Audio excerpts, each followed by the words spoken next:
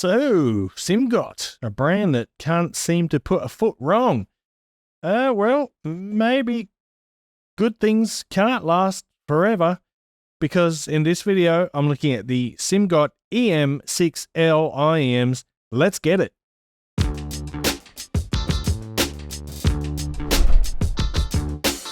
What's cracking, audio fans? It's David here from Prime Audio Reviews. There's the box front and there's the box back. So inside of here, you get a little carrying case. You get a measly 3 pairs of silicone ear tips, which is not particularly generous, but anyway, we get right on into it. There are the IEMs, and look at that. Isn't that pretty? It's probably, I think it, hang on. Yeah, it had some fingerprints on it already, and that is one problem with such a glossy finish. So we've got this gorgeous polished aluminium faceplate and black glossy resin shells. The end result looks like that. I think these are absolutely stunning, sophisticated, and elegant. They are very comfortable once you get, well, for me, I had to sort something out, which is a good segue to move onto the cable, which is a pretty decent cable, silver-plated copper. But look, oh yeah, if you watched any of my videos, you probably know what's coming. Look at these stupid angled connectors. Look at it. Not only that, but you've got these aggressive ear hooks as well, meaning that if your ear isn't shaped like that, you might have problems just like I did. And with this cable, the IEMs, the shells, were just getting twisted and pushed or pulled out of my ears. It was terrible. So I had to resort to using this little beauty here, which is the DD Hi-Fi cable. And look, it's got no ear hooks, so it just conforms naturally to the shape of my ear. And once I did that, all my fit issues were solved completely. So with that little rant out of the way, yeah, the shell's beautiful. The price, by the way, is $109, and this is a multi-driver hybrid IEM. It's got 1 dynamic driver and 4 balanced armatures, so a total of 5 drivers per side, which leaves me a little bit confused as to why they didn't call it the EM5L, but I digress. Let's talk about the sound. And basically, the EM6L boasts a mild V-shaped sound signature, meaning that the bass and the treble are elevated somewhat and the mid-range is somewhat recessed.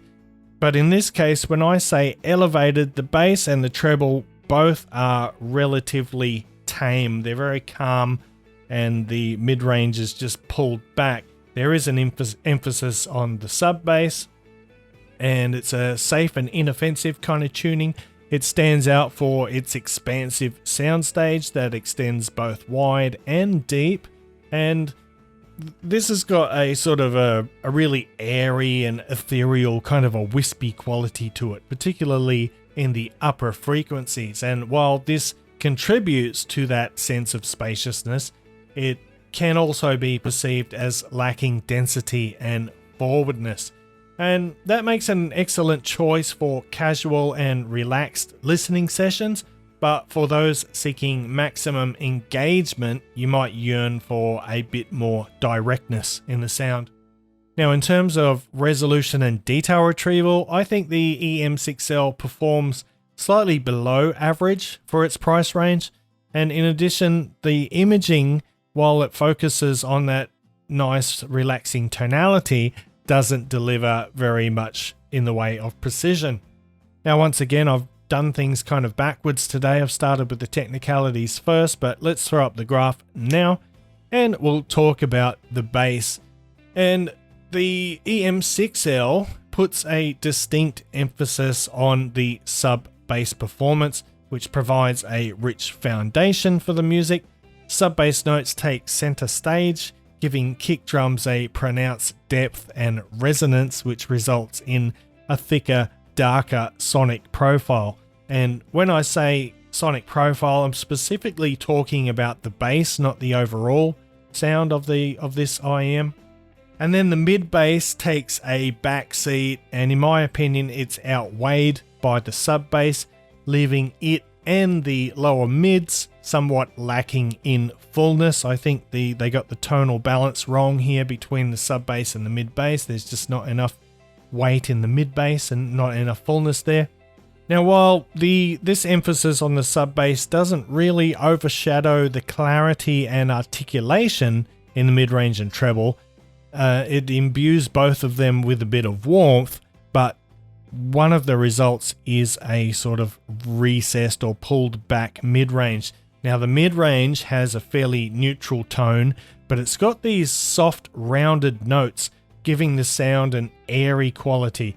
And when it comes to vocals, though they do come through clearly, I think male vocals lack power, and female vocals, on the other hand, they're not shouty, but they lack vibrancy and they lack a bit of density. There are times, especially in certain recordings, when the sub bass notes can take a bit too much of the spotlight, and that dims the vibrancy of female vocals and the mid-range in general. I guess it's fairly minor quibble in an otherwise decent performance, but their softness in the mids ensures that spacious presentation, but as a result, the mids are recessed and they have reduced transparency. And while the mids can, to a degree, effectively convey emotion, they're not especially dense or upfront. And finally, the treble. The treble presentation is characterized by its inoffensive and gently softened nature. While it offers a sense of airiness, there is a notable diffusion in its delivery, resulting in that lack of density and precision. And this tonal characteristic, although it provides ample breathing room, it doesn't make it the most detailed or precise treble. And this softness that it has in bite and precision extends its influence from top to bottom, from the bass all the way up to the treble, especially in percussion attacks and transients. And these elements are crucial for conveying the dynamic impact and energy of music. And they're somewhat restrained here due to the treble's subdued nature. But one thing's for sure, it ensures a very smooth treble that is free of sibilance and sharpness.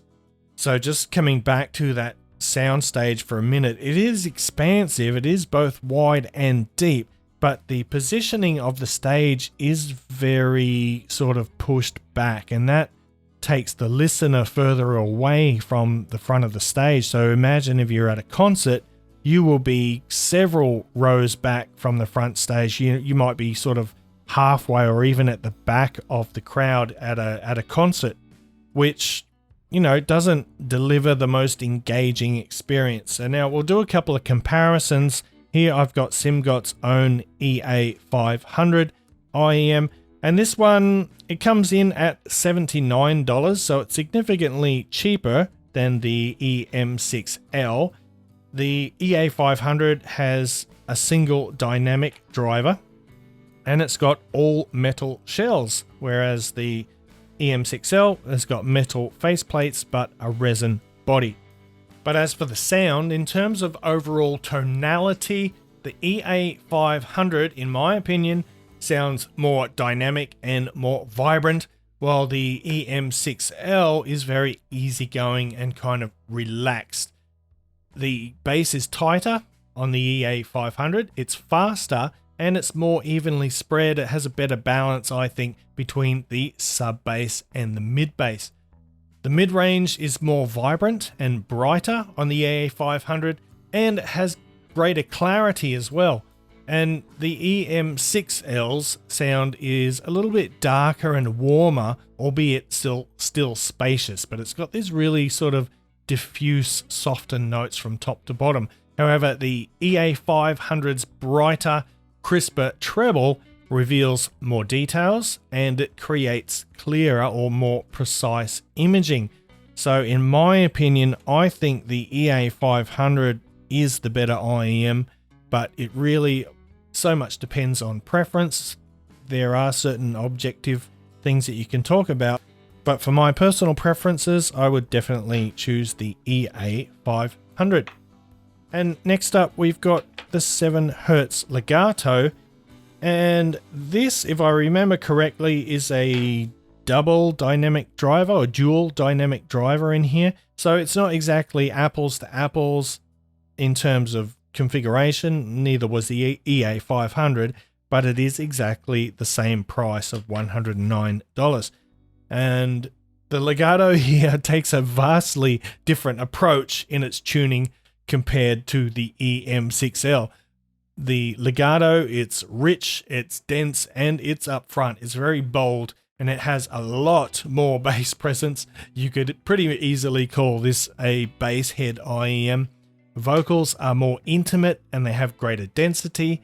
The treble on the Legato takes a back seat in relation to the bass and the mids, but it also has this sort of similar airy quality in the treble that the EM6L has.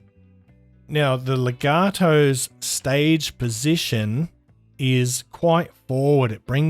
It's much closer to the listener in terms of stage positioning. In contrast, like I mentioned, the EM6L stage is pushed back, which has the dual effect of expanding the soundstage, but placing you, the listener, further back from the music. And as a result, I find the Legato to be a lot more engaging, but for those who want something closer to neutral, you probably prefer the EM6L. However, personally, I would choose the Legato. It's much more fun and engaging. So that is the Simgot EM6L, and I know I've sort of bagged on it a bit in this review. Take it as you will. By the way, if you've heard these or if you've got these, leave a note down in the comments below and let me know if you're hearing the same things that I'm hearing. But to summarize, look, I think for $109, it is a decent IEM. It's not a bad IEM by any means. The cable, if I had my way, I would just ban these from planet Earth. I would send these out into space and destroy them with a nuclear bomb. But apart from that, it's a decent IEM. Personally, not for me. I think there are better options out there, including the much cheaper Simgot EA500. But anyway, I'm going to wrap it up there. Thanks for watching the video. If you liked it, give it the old thumbs up, PARFAM, audiophile style. And if you're new here and you want to see more content like this, don't forget to hit the subscribe button. And until next time, I'll see you later.